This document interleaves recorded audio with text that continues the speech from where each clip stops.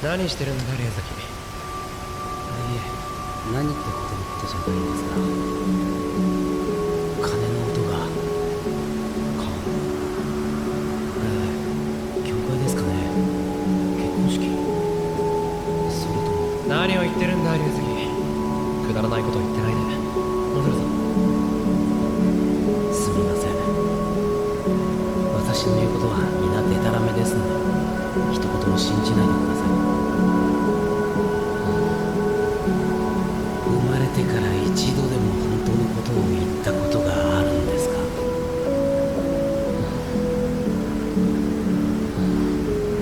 何を言ってるんだ竜崎。確かに僕もたまには嘘をつく。恋に人を傷つける嘘だけは言わないよ。